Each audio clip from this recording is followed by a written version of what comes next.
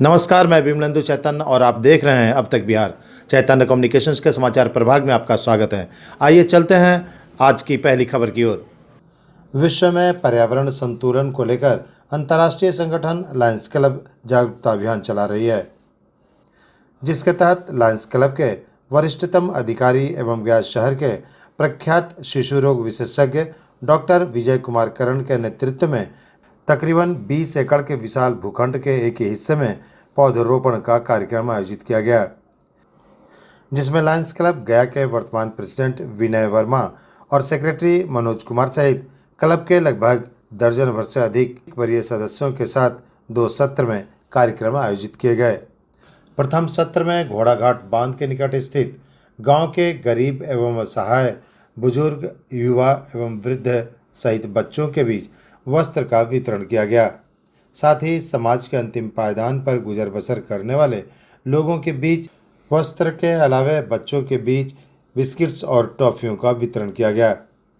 Lions club द्वारा आयोजित पौधरोपण सह वस्त्र वितरण समारोह में प्रमुख तौर पर डॉक्टर विजय कुमार करण के अलावे शिव अग्रवाल, संजय कुमार, राजेश कुमार गुप्ता, मनीष अग्रवाल, तनवीर उस्मानी, अथारुल हक सहित क्लब के कई सदस्य लोग मौजूद थे। इस कार्यक्रम में संगीतज्ञ राजन सिजवार, राजेश कुमार गुप्ता, मनीष अग्रवाल, समाजसेवी अजय कुमार गुप्ता, मनीष राज, प्रवीण कुमार सहित कई सदस्य मौजूद थे। अब तक बिहार ब्यूरो रिपोर्ट, गया। सांप्रदायिक सौहार्द का मिसाल है अमारुत। यहाँ पे एक साथ मंदिर और मजार दोनों ही हैं। पहले लोग कहा करते थे कि सारे जहां से अच्छा हिंदुस्तान हमारा। सचमुच सोने की चिड़िया कभी हुआ करती थी ये भारत।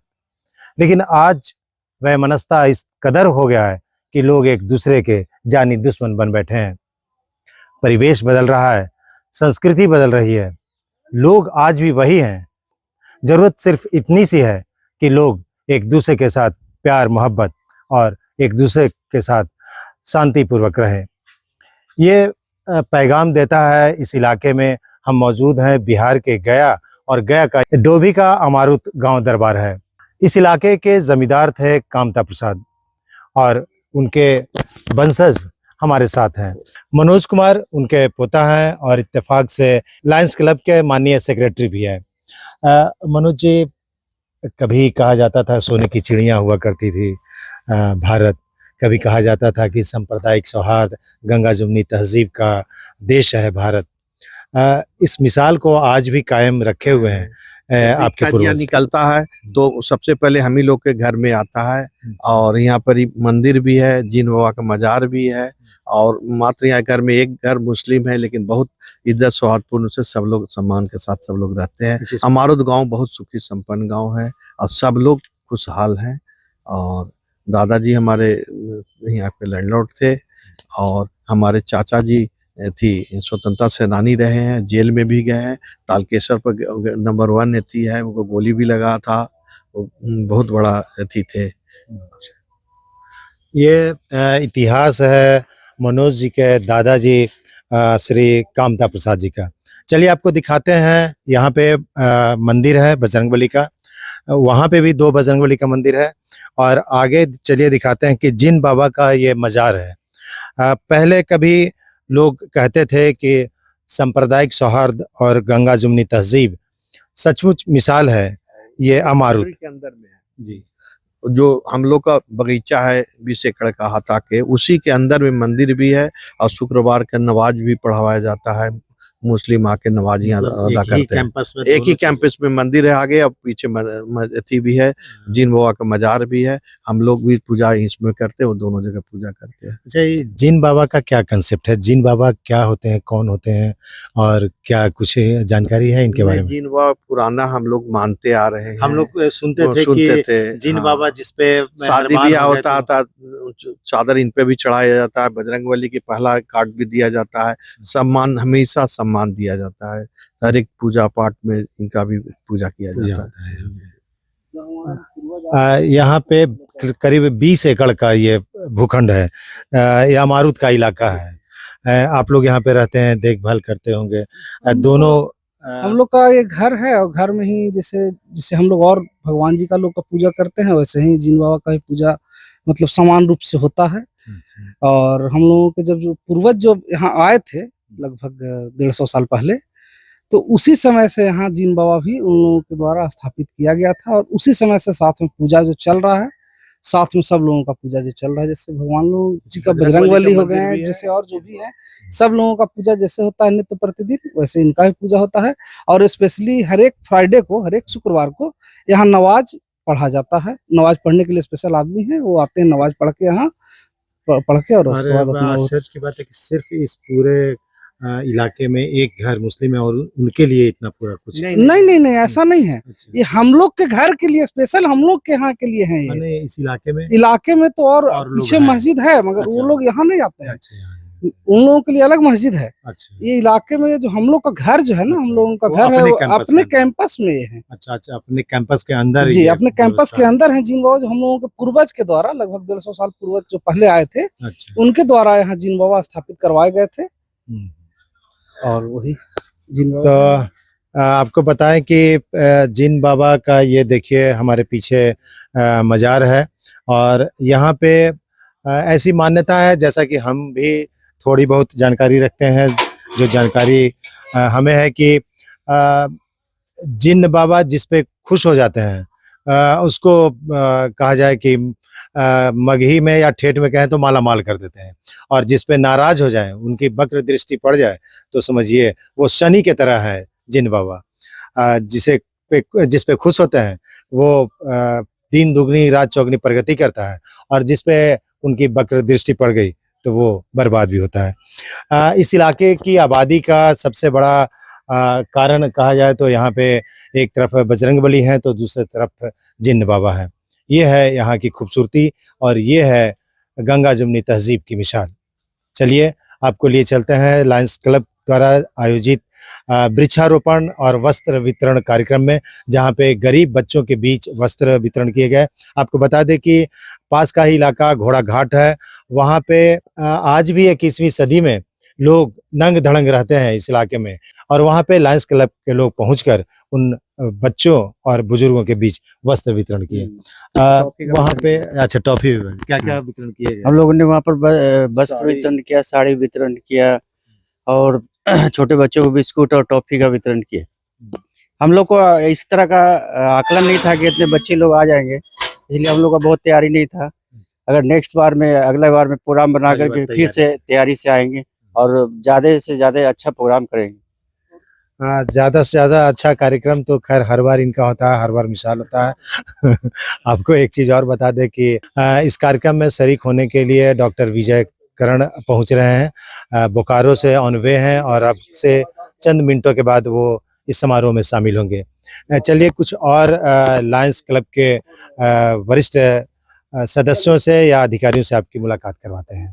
आज लायंस क्लब ऑफ गया के द्वारा एक कार्यक्रम आयोजित किया, जिसमें हम लोगों को वस्त्र में sari, salwar suit, jeans pant, T shirt, मतलब सभी तरह के कपड़े का वितरण करने का प्रोग्राम बना। और छोटा बच्चों के लिए टॉफी और बिस्किट का भी प्रोग्राम बना कि टॉफी बच्चे, क्योंकि जब हम कहीं पर जाते हैं कोई चीज़ वितरण करने के लिए, वहाँ पर बच्चे भी काफ़ी संख्या में रहते हैं, तो हम लोगों ने टॉफी और बिस्किट का भी वितरण करने का प्रोग्राम रखा। जिसमें हम लोगों ने कपड़ा जो बांटा, तो हम लोग आए तो थे अमारुत में, लेकिन यहाँ से कुछ ही दूरी पर जब हम लोग घोड़ा घाट पहुँचे तो वहाँ पर देखे कि वहाँ पर काफ़ी ज़रूरतमंद लोग हैं, और हम लोगों ने वहीं पे लोगों को साड़ी, कपड़े, मैंने जो गरीब गांव के हैं जिनको ज़रूरत थी उनको हम लोगों ने दे दिया। और काफ़ी संख्या में बच्चे हैं। आज के ज़माने में भी हमें नहीं लगता था कि इतनी अशिक्षा भी है और इतनी गरीबी भी है कि जहाँ पर ये लोग नंग धड़ंग भी रहते हैं। काफ़ी बच्चे नंगे दंगे तरह के दिखे हम लोग को, काफ़ी लगा हम लोगों को कि और इनको ज़रूरत है मदद की। हम इस बार तो बहुत ज़्यादा मदद नहीं कर पाए, लेकिन हमारा ये प्रयास होगा कि हम और इनको ज़्यादा से ज़्यादा मदद करें और इनको ज़्यादा खुशहाल बनाने में अपना दें। मैं लायंस क्लब गया प्रेसिडेंट विनय वर्मा। अखंड भारत भूमि सदियों से गंगा जमुनी तहजीब का मिसाल रहा है। संजोग से ये दोनों लायंस क्लब के पूर्व सेक्रेटरी और पूर्व अध्यक्ष भी रह चुके हैं। एक तरफ सिजवार स्टेट के सल्तनत के वारिस हैं श्री राजन सिजवार जी, और दूसरे तरफ हैं गंगा जमुनी तहजीब के श्री तनवीर उस्मानी जी। राजन जी, गंगा जमुनी तहजीब सदियों से रहा है और इसका यही पहचान रहा है। आप भी काफ़ी पुराने और आपका स्टेट भी काफ़ी पुराना रहा है, सिजवार स्टेट। क्या कहना चाहेंगे इस तहजीब के बारे में? तहजीब के बारे में तो आप ये जानिए कि हमारे स्टेट में गामा पहलवान को प्रश्रय मिला। 6-6 महीना हमारे यहाँ रहा करते थे और हमारे जो फोर फादर थे उनके साथ उनकी कुश्ती हुआ करती थी और वो भी पर्दे लग जाते थे, संगीन का पहरा हो जाता था। कुश्ती कोई देखता नहीं था कि दोनों में कौन पटक रहा है कौन पटका रहा है। तो वो तहजीब तो शुरू से रहा है और बहुत से पहलवान हमारे यहाँ, हमारे बहुत से स्टाफ मुस्लिम संप्रदाय से भी रहे हैं, ऐसी बात नहीं है। और हम लोग का वो गया तो इसका एक मिसाल है। सब जगह कुछ भी हो जाएगा मगर गया में हिंदू भाईचारा, मुस्लिमों का भाईचारा बहुत अच्छी बनी हुई। हमारा लायंस क्लब में कई मेंबर हमारे मुस्लिम हैं और उनके घर में आना जाना, खाना पीना, वो हमारे पर्व त्योहार में आते हैं। होली बाकी लोग न मनाएं मगर वो लोग हमारे यहाँ आकर होली खेलते हैं। तो एक बहुत ही अच्छा माहौल है हमारे क्लब का भी। और ये जो और भी जैसे बैडमिंटन एसोसिएशन में भी लोग हैं तो सबसे बहुत ही अच्छा संबंध है। ऐसा कुछ नहीं है गया में, तो मैं नहीं देखता हूँ। ये लगता है कि कुछ राजनीतिज्ञों का ये चौपड़ होता है जिसपे लोग जबरन उल्टा सीधा करते रहते हैं, वरना सब लोग तो पूरे देखिए समाज के लोग। वोट बैंक की राजनीति के लिए तो कुछ भी हो सकता है। देखिए गलत अगर कहीं कुछ हो रहा है, मान लीजिए अभी जो कुछ भी हुआ, चलिए एक राष्ट्र के उनके अच्छे काम या बुरे काम के चलते आप उनको वहां से भगा दिया। हिंदू बेचारे आपके उसी देश के नागरिक थे, उनके साथ अन्याय क्यों हो रहा है? अगर हमारे यहाँ ऐसा कुछ हो हम उनके साथ अन्याय करें तो ये तो उचित नहीं है। बांग्लादेश का ये जो समस्या है तो ये तो कहीं ना कहीं राजनीतिक ही कारण से हो रहा है, चाहे पाकिस्तान इन्वॉल्व हुआ, अमेरिका हो, जो कोई भी हो। मगर वहां से इतने दिन से भाईचारा थी, तुरंत न जाने एक बैग क्या हो गया जो इतना बड़ा उत्पात हो रहा है। वहाँ के जो बासिंदे लोग होंगे, मूल लोग होंगे, जो अच्छे विचार के होंगे, वो तो ऐसा नहीं कर रहे होंगे। कट्टरपंथी विचार के होंगे, उनको उकसाया गया होगा कि ऐसा तुम करो, तब ऐसी घटनाएं हो रही है। जाहिर सी बात है कि ऐसी घटनाओं के पीछे राजनीतिज्ञों का हाथ होता है। उस्मानी जी, आपका क्या सोच है इस संदर्भ में? नहीं, ये तो बात सही है कि वो राजनीतिज्ञों का ही मामला है। नहीं तो शुरू से लेकर के आज तक देश का जो बंटवारा हुआ उससे पहले से लेकर के देखिए तो सब इंसान तो सब एक दूसरे के बराबर ही थे। रिलीजन तो अलग है, 50 रिलीजन है, अपने भगवान को सब मानने का तरीका है, लेकिन इंसान तो एक दूसरे के आस पड़ोस में रह करके वो तो दुश्मन एक दूसरे का कैसे हो सकता है? तो ये है कि उसको बीच में एक दरार पैदा करके जब तक लोग लड़ेंगे नहीं तब तक मजा नहीं आएगा, जब तक उनका वोट वाला मामला नहीं होगा पॉलिटिक्स नहीं हो पाएगा। नहीं तो एक साथ एक दीवार के बगल में आप दो आदमी रह रहे हैं तो दुश्मनी कैसे हो सकता है? कोई सवाल ही पैदा नहीं होता। पर हिंदुस्तान का तो ये तहजीब और परंपरा भी रहा है कि एक साथ मंदिर और मस्जिद दोनों, मजार दोनों आसपास रहा है। इस कैंपस में भी अभी हम लोग देखे बहुत ताजुब हुआ, पहली बार देख रहे हैं कि पूरा चारों तरफ से कहीं कोई मुस्लिम आबादी नहीं है, मंदिर है और बगल में मजार बना हुआ है। और ये मजार भी आज का नहीं है, जमाने से है, और जमाने से दोनों मैंने इक्वली अच्छे से उसको इज्जत के साथ रखा हुआ है और कहीं पर कोई इसकी बात नहीं है। इसका मतलब है कि लोगों के जहन में सफाई और हर तरफ से एक दूसरे की इज्जत है कि नहीं? तो उसी इज्जत को बढ़ाने की जरूरत है। बिलीव अलग बात है, आप ठीक है, आप अपना नमाज पढ़ रहे हैं, आप पूजा कर रहे हैं, आप कोई भी अपना भगवान को कर रहे हैं, तो व्यक्तिगत बात है। भगवान जिससे खुश हो आप अपना करिए, लेकिन इंसान खुश होना ज्यादा जरूरी है ना, कि आपके बिहेवियर से, आपके साथ रहने से, आपका जो इंसान चाहे वो किसी धर्म का हो या कोई भी आपके जाति का हो, कोई भी जाति, वो आपके एक्टिविटी से, आपके एक्शन से खुश रहना चाहिए। वो आपसे माने परेशान नहीं। तो वही इंसान ये है, बिल्कुल सही बात है। आपको बता दें कि सबसे बड़ा धर्म इंसानियत का धर्म होता है। इसमें ना कोई जाति, धर्म, संप्रदाय, ना कोई दायरा होता है। सिर्फ और सिर्फ इंसानियत अगर आपके अंदर है तो सबसे खूबसूरत और सबसे अच्छी बात यही मानी जाती है, और यही भारत और हिंदुस्तान की खूबसूरती है। हम चलेंगे आगे कार्यक्रम में शामिल होने के लिए। डॉक्टर करण थोड़ी देर में पहुंचने वाले हैं। करण साहब का आगमन हो गया, कैमरा पीछे। ये हैं डॉक्टर करण साहब हैं इस गाड़ी में, और देखिए आते के साथ सर सीधे बोकारो से यहाँ पर पहुँच रहे हैं और बोकारो से अपने लगाव देखिए लायंस क्लब का कहें या करण साहब का कहें। सर स्वागत है आपका। सर आते के साथ बहुत दूर से सर लाभ ले लिए सर। हम लोग घोड़ा का डैम देख लिए, बगीचा हमका देख लिए, ये सब हम लोग करते रहे, समय काट लिए। सर बहुत लॉन्ग ड्राइव से आ रहे हैं, आपका प्यार लायंस के प्रति। सांस में लंबा सांस लेने दो। प्रणाम। Thank you. थोड़ी देर विराम लेते हैं, उसका फिर शिव मंदिर के पास खड़े हैं और आज घोड़ा लायंस क्लब गया ने एक अच्छा कार्यक्रम प्रस्तुत किया। 2 इवेंट्स हम लोग एक साथ किए। एक घोड़ा घाट के पास के गांव में गरीब लोगों को वस्त्र वितरण किया गया, उस नारियों को, बच्चों को। ये एक्चुअली जेन्युइन बहुत, ये बच्चे जितने थे, परिवार जितना था, बहुत भूखा परिवार, पीड़ित परिवार, गरीब परिवार, और हम लोगों को वस्त्र वितरण किया। और ये चीज़ बहुत ही उचित कार्य उचित लोगों को मिला, इसका हम लोगों को संतोष है। दूसरा कार्य हम लोगों ने किया वृक्षारोपण का, जो कि एक विश्व स्तरीय कार्यक्रम लायंस को द्वारा चलाया जा रहा है, जो पर्यावरण को भी अच्छा करता है, वृक्षारोपण। और उसी क्रम में हम लोगों ने इस गाँव में एक हमारे सेक्रेटरी हैं जो मनोज जी, उन्हीं के बगीचे में हम लोगों ने काफ़ी तरह के वृक्ष लगाए।